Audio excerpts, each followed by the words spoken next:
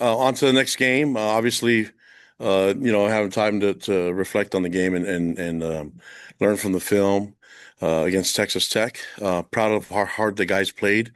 Obviously, didn't do enough to put ourselves in a position to gain a victory, but I appreciate the effort and the willingness to be physical. So that was there, but uh, way too many mistakes for us to be in a position to come back in that game and to put ourselves in a position to have a right to earn the victory. But good opportunity for us to learn, and so we'll definitely learn from the game.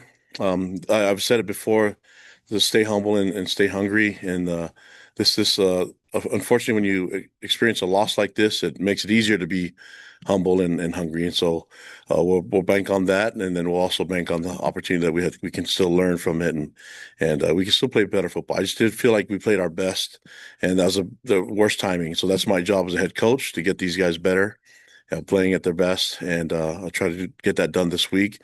Looking forward to the matchup against TCU. Sonny Dykes a great coach. I've known him for a long time, and he and his wife Kate are awesome, great people, and amazing leaders. And so Sonny's done a great job with his program, and they're gonna. I'm glad that we get to be at home. It seems like we haven't been at home for a while, so good to be home. But I know Sonny will have his team ready to roll, and it's not going to be easy. They are very it's a challenge, but I'm glad we get to be at home and get ready for that game Saturday night. But looking at what they do offensively, defensively, and special teams, they're tough and they have tons of athleticism all over the place. They're a physical team too, and so this is going to be a battle. We have to take advantage of all the time that we have and prep for them, and looking forward to the matchup. Um, and looking forward to bouncing back from this kind of this bad taste that we have from the last game. But I say that Texas Tech did a great job. They're one of the best teams in the country, and we're looking forward to being better than we were last week and doing that against TCU. They have great coaching staff too. You can see that Kendall Rouse has done a great job with the offense, and then Andy's done a great job. Andy Avalos done a great job with the defense, and the quarterback, we recognize him from before.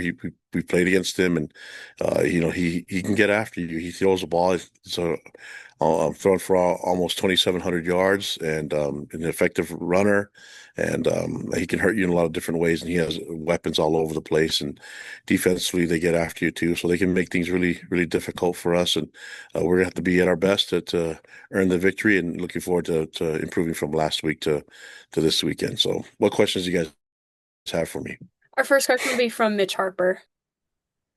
Kalani, you brought up the film. I'm curious, just were there areas that you found as maybe positives in a game that was maybe otherwise a tough setback? Were there positives in that film review? And if so, what were they? Yeah, there's a lot of positives. I mean, I probably can. Some of us that we were a physical team, and they brought the physicality to us, and I thought we responded the right way. We just didn't make enough plays, and I think they took advantage of the opportunities that they had. We didn't, so I think in all three phases we wanted to play complementary football. They did it, we didn't, and then even when we had an opportunity after halftime to make a comeback and then try to find ways to get back in, is why you can't. You have to start the game faster, and you have to start right from the beginning. And they were not going to let us come back from in that game. They've seen enough of that in the film, and so we when we tried to get momentum and try to get back in it just wasn't there. But I mentioned before, the effort was there. Our guys, they work hard. We just got to play smarter, and we got to play better in situation football. And they're a really good team, but there's things that we can do to help ourselves, and I don't think you can make up the difference in one play. But we got to find ways to put positive plays together.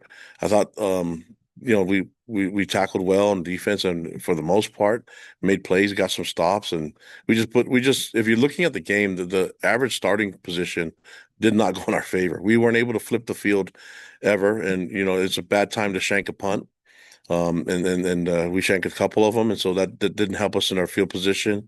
The turnovers didn't help us in a lot of different ways, and when it's all said and done, we normally do that to people. They don't usually do that to us, and we're 3-0 deficit of the turnover margin, and then they got after us. I thought at the beginning we had some really good things, stuff in the run, and then to muff punt, bad timing. all that stuff played into it. But the guys kept believing, they kept fighting, and now we'll see if that belief can carry on to this next week. I believe the guys are embarrassed by that game, and I believe that they're gonna be coming in here ready to work today, and I bank on it. That's the type of guys that they are. Next question from John Kuhn. Kalani, you mentioned that you need to get off to needed to get off to a faster start against Texas Tech, and looking back at a couple of previous games, it seems like the getting off to slow starts has been an issue for the offense.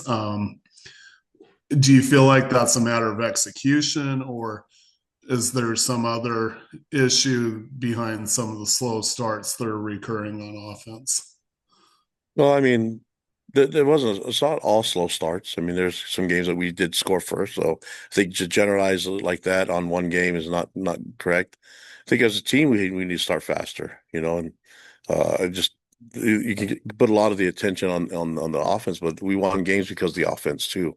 We got one game because of special teams, and we won games because of defense. So we need all three phases to work well. That's my job. I think when it started, you don't have to score on every drive, but I think to start the game off, I think we punted and we shanked it. That's not a good way to start the game. And then defense got on the field and forced them in some negative yardage. And looking at it, I mean, we were in a good spot, and then we dropped the punt. And so that's so the fast start wasn't really anything of an issue. Not everybody scores on the first drive. You know what I mean? Sometimes that happens, but you can, if you look at the start right from the beginning, the bad punt was an issue, and so that's not the offense's fault. Sometimes the offense a good drive is punting the ball and flipping the field, so that didn't help us in our average starting position and field position, and then dropping the punt didn't help us either. And so that puts right then from that first series, first few minutes, the we were put in a bad spot, and then I mean I think we were down 10-0, and they still had negative yards rushing. So then it was about the big plays that we gave up, and when it's all said and done, had a good stop, went into halftime and thought we were in a good position, forced a three and out, a punt in the first drive of the second half, and you could see that we were gaining some momentum, and then it just kind of went to a stop, and those things are, I mean, you tell me, can we fix catches and drop passes, and can we fix better execution? Those are things that we're going to work on, and that'll get us. You can't have those lack of opportunities and missed assignments and mistakes against great teams and expect to be in it in the end. So we're very aware of what the deficiencies are, and then we just got to get to them. And I got to do a better job making sure that we play more sound at the beginning. And every play matters, especially when you talk about putting together stacking plays at the beginning of the game. Next question from Jay Drew. Yeah, Kalani, what was Bear's kind of mental makeup after the game, and how do you expect him to respond moving forward? Yeah, he's going to respond the right way. I mean, he knows that it wasn't his best outing. It wasn't the best for our entire team. But I know one thing about him. He's willing to work. He has great work ethic, and he's going to be better next time. And so we're looking forward to seeing the improvement, and he's committed to doing that. And I just wanted to ask you about Gennaro Guilford's work with the cornerbacks. I mean, if there was the defense obviously played well enough for you guys to be in the game. What did you take away from their performance, specifically Yeah, the secondary? well, I don't think they gave up at all. That's what I like, that they kept fighting through it, and we wanted to go to the very end and try to find ways to get it. In fact, in the end of the third quarter, we decided to punt the ball because we felt good about our defense getting out of the drive, and we wanted to pin them deep in the red zone. We've done it before, and we decided to punt it, pin them deep, hopefully get the field position flipped our way where we can make them punt out of their backed up, and be in a position where we can have a shorter field for our offense, and then we shank another punt. And so that's not good. So it's hard when you're trying to execute things and things like that break down. And the sad thing is that Sammy hasn't done that all year. He hasn't shanked punts at all, and to have both of his shanks show up here in this game is unfortunate. But regardless, the defense kept playing, and those guys never gave up. And there's no finger pointing here. In fact, with all three phases, those guys know they got to work together. We'll circle the wagons. We understand what's being said outside. We never listened to it before, and if we did, now this is the time to not listen to it. So we'll circle the wagons, get back to work, and that's the remedy. Got to get back to work and figure this thing out. And we're still in a good position, though. I want to. These guys have worked really hard. We're in a really good spot where we can still control our destiny, and the destiny starts with this week, learning from the game over the weekend, and then getting it over with, and knowing that we got to go to work, and then seeing ourselves perform much better this weekend. Next question from Jake Hatch. Yeah, Kalani, how much concern do you have about special teams being a recurring issue? The muffs that Parker's had, some ill-advised returns, that type of stuff. Yeah, there's all the things that we know we can do better. Yeah, so those are fixable though. We'll work on it and getting fixed. That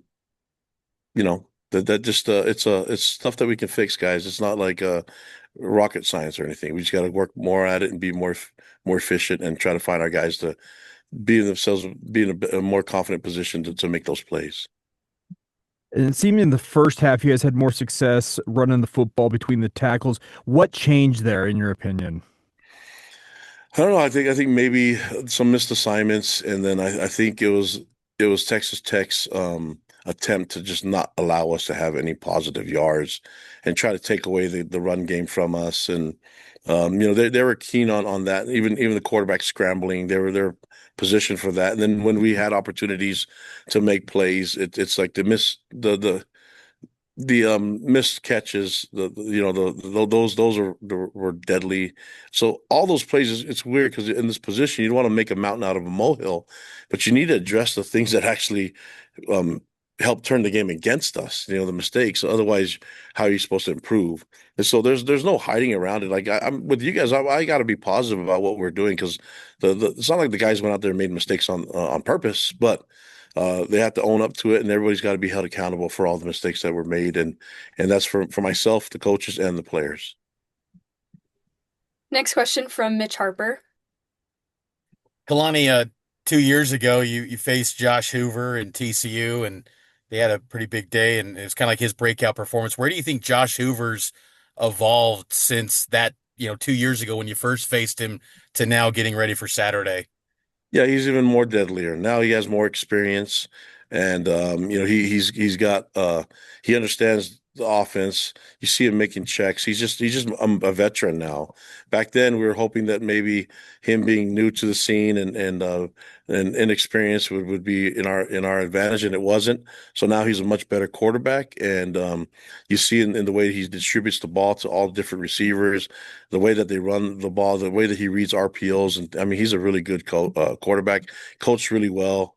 And so this isn't going to be easy, but that didn't go well for us a couple of years ago, and we remember that. So we're going to have to find ways to be better than we were against him the first time around, and we get to have him at home, which is going to be helpful for us. Does TCU's offense, and I ask this because you guys face a lot of different looks in the Big 12, but is there anyone that you faced already that they kind of remind you of offensively that you've seen this season? Well, the thing is they do things differently where they can run the ball if they want, and they can pass the ball every down if they want to. I think it's not like you're just going to go out there and impose your will on them. They have different ways to attack you, and they can throw the ball downfield. They can. He's an accurate thrower where he can thread the needle if he needs to. He doesn't need to make big time throws right away. He's an accurate arm. He can throw across the field, things like that. So. I think they're a complete offense where they can do a lot of different things. We have to be a complete defense and defend it all, and that's easier said than done. That's why teams that are coached by Sonny Dykes usually find ways to score a lot of points. And so, and when all the attention goes to the offense, you forget that their defense is effective too, and they can get after you too. And then, they're a well-coached team, man. The coaches, I've known them for years, and those guys have amazing reputations. And there's a reason why those guys played for a national championship a couple of years ago.